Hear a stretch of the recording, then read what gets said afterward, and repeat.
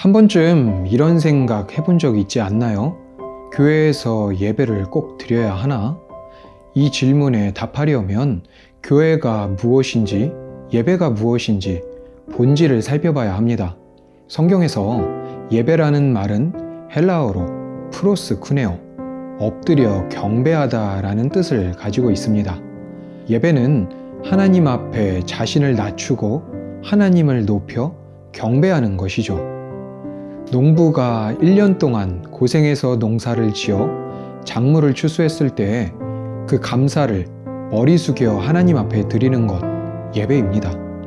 또 내가 씻을 수 없는 죄를 지어 마음에 번민이 생기고 괴로운 가운데 있을 때에도 하나님 앞에 머리를 조아려 회개하는 것도 예배입니다.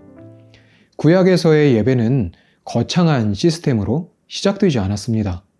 노아는 홍수 이후 단을 쌓았고 아브라함도 하나님을 만난 자리마다 단을 쌓았습니다. 이삭도 야곱도 감사한 것이 있을 때, 사건이 있을 때, 혹은 하나님을 만날 때마다 단을 쌓고 예배를 드렸죠. 예배는 건물에 모여 시작한 것이 아니라 하나님을 만난 그곳, 그 자리에서 시작되었던 것이죠. 그럼 신약의 예배는 어떻게 확장되었을까요? 구약과는 다르게 많은 사람들이 주일날 교회에 모여 찬양을 하고 기도를 하며 예배를 드립니다. 그 시작은 오순절 이후 불같이 뜨거운 성령의 체험을 한 사람들이 모여서 지속적으로 기도와 말씀을 나누며 안식 후 첫날 부활하신 예수님을 기념하는 의미로 주일날에 모임을 갖게 된 것이죠. 교회의 예배는 그렇게 시작되었습니다. 그럼 궁금한 점이 생기는데요. 각자 믿음 생활을 할 수도 있었을 텐데 왜 공동체로 모이는 예배를 선택했을까요? 예수님께서는 그 부분에 대해 확실하게 말씀하신 부분이 있습니다. 성경은 교회를 건물로 말하지 않고 있기 때문입니다. 하나님의 속성으로 채워진 사람을 바로 교회로 말하고 있습니다. 고린도전서 3장 16절에선 이렇게 말씀하시는데요. 너희가 하나님의 성전인 것과 하나님의 성령이 너희 안에 거하시는 것을 알지 못하느뇨. 우리는 하나님이 거하실 성전이 되어야 합니다. 성경에서는 하나님이 거하시는 곳을 하나님의 성전이라고 하시기 때문이죠. 광야에 있던 이스라엘 백성에게 하나님이 거할 성막을 지으라고 하셨고 그 성막의 지성소 안에 하나님이 임재하셨습니다. 그처럼 우리도 하나님이 거하실 처소로 지어져 가야 한다는 것이죠. 에베소서 2장에서도 말씀을 하시는데요. 너희는 사도들과 선지자들의 터 위에 세우심을 입은 자라. 그리스도 예수께서 친히 모퉁이 돌이 되셨느니라. 그의 안에서 건물마다 서로 연결하여 주 안에서 성전이 되어가고 너희도 성령 안에서 하나님의 거하실 처소가 되기 위하여 예수 안에서 함께 지어져 가느니라. 위 말씀들과 같이 우리가 흔히 말하는 교회는 건물일 뿐, 진정한 교회는 예수님과 연합해서 사람과 사람이 하나님을 마음에 모실 곳을 함께 건축해 나가는 공동체라고 말이죠. 그렇기 때문에 우리는 다 같이 모여 은혜를 나누고 말씀을 나누며 건축을 해야 하는 것입니다. 그런데 종종 이런 물음이 생기곤 하죠. 이 교회는 왜 이래? 너무 권위적인 거 아니야? 헌금을 왜 이리 강조하는 거야? 그럴 때면 이런 생각이 들곤 합니다. 꼭 모여서 예배를 드려야 하나? 가정에서도 혼자 예배를 드릴 수 있지 않나? 이런 물음에 대한 대답은 결국 교회를 떠나게 만드는 결과까지 이르게 합니다. 맞습니다. 어디서든 하나님과 교통할 수 있고 소통할 수 있는 곳이 바로 예배의 자리이고 삶이 예배가 될 수 있죠. 하지만 성령께서는 교회에게, 더 정확하게는 교회된 자들에게 말씀하고 계십니다. 요한계시록 2장과 3장에서는 7 교회에 관해 말씀하고 계시며 귀 있는 자는 성령이 교회들에게 하시는 말씀을 들을지어다 라고 몇 차례 강조하고 계십니다. 그건 개인이 교회가 되는 것이 아니라 하나님의 은혜와 진리로 말미암아 하나님을 모실 수 있는 진정한 교회가 된 자들에게 성령이 말씀하신다는 것이죠. 이제 말씀을 바로 알게 된 우리는 교회가 무엇인지 알게 되었습니다. 바로 진리로 건축되는 사람이 교회라는 것을요. 어떤 교회는 은혜가 풍성한 교회도 있습니다. 그리고 그 가운데에서 마가다락방에 부어졌던 뜨거운 은혜를 지금도 많은 사람들이 경험합니다.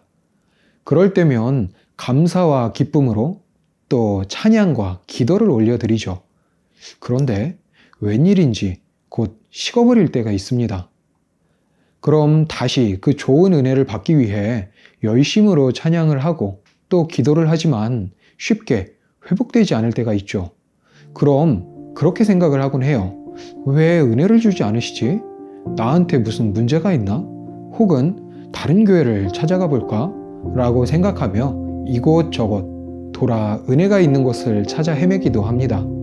하지만 그럴 때 하나님은 우리에게 주시는 분명한 메시지가 있습니다. 그건 바로 이제 진정한 예배를 드리라는 것입니다. 요한복음 4장에서 예수님과 사마리아 여인의 대화를 통해 지금 시대의 사람들은 어떻게 예배를 드려야 하는 것인지 알려주고 계십니다. 하나님은 영이시니 예배하는 자가 영과 진리로 예배할지니라. 영이 거듭난 사람이라면, 즉 하나님께로 새로 태어난 자들이라면 그 영으로 하나님과 교통하고 교제를 시작합니다. 그리고 그 은혜를 통해 하나님이 살아계심을 느끼게 되죠. 마치 그것은 갓 태어난 어린아이가 본능적으로 엄마의 품을 찾는 것과 같은 것입니다. 그렇게 하나님을 아는 자들은 진리로 예배를 하라고 말씀을 하고 계시다는 거죠. 그럼 말씀하신 진리는 무엇일까요? 요한복음 17장 17절에서 이렇게 말씀하고 계십니다. 저희를 진리로 거룩하게 하옵소서. 아버지의 말씀은 진리니이다. 어느 때 보면 은혜와 진리는 함께 움직이는 것 같다가도 돌이켜보면 그렇지 않을 때가 있습니다. 은혜는 충만한데 돌아서면 무언가 공허함을 느낄 때가 바로 그런 때이죠. 그건 바로 은혜는 있는데 진리가 부족하기 때문에 느끼는 공허함입니다. 우리의 살아있는 영은 그걸 느끼고 진리를 갈구하는 것이죠. 예수님께서는 그것을 아시고 이제 영과 진리로 예배하라고 말씀하시는 것입니다. 그런데 이 세상에서는 진리를 나누는 곳을 찾기가 어렵습니다. 학교, 회사, 혹은 각종 모임. 하나님을 알지 못하면 은혜가 무엇인지, 진리가 무엇인지 관심이 없습니다. 그저 각자의 목적과 각자의 관심사에 목표를 정하고 그곳을 향해 살아가게 되어 있죠. 하나님을 생각하는 나의 마음을 아무리 말해도 서로 공감이 되지 않습니다. 그래서 하나님을 사랑하고 따르고 싶은 사람들이 모인 바로 그곳이 어디든 교회라는 것이죠. 우리는 하나님이 거하실 초소가 되어가는 과정을 겪고 있습니다. 그 과정이 순탄하지는 않죠. 죄가 드러나면 울며 회개하고 다시 은혜 가운데에서 회복하고 또 말씀 앞에서 울고 기도하기 마련입니다. 진정한 교회가 모인 곳이라면 말씀이 살아있어 이런 과정을 반복합니다. 이런 교회는 소위 은혜와 진리가 함께 공존하는 것이죠. 그렇다면 이제 우리는 한 가지를 확실하게 구분해야 합니다. 교회는 그리스도의 몸으로 완성되기 전까지는 완전하지 않습니다. 교회가 되는 것에 관심이 없는 사람들도 많이 있지만 진정한 예배의 대상은 완전하신 하나님임을 인정해야 합니다. 사람의 부족함과 하나님의 본질을 같은 선상에 놓아버리면 결국 손해보는 건 우리 자신이기 때문이죠. 왜냐하면 교회는 완전하지 않아도 예배의 대상은 완전하시기 때문입니다. 사람은 실망시킬 수 있습니다. 리더는 넘어질 수 있죠. 또 공동체는 기대에 미치지 못할 수도 있습니다.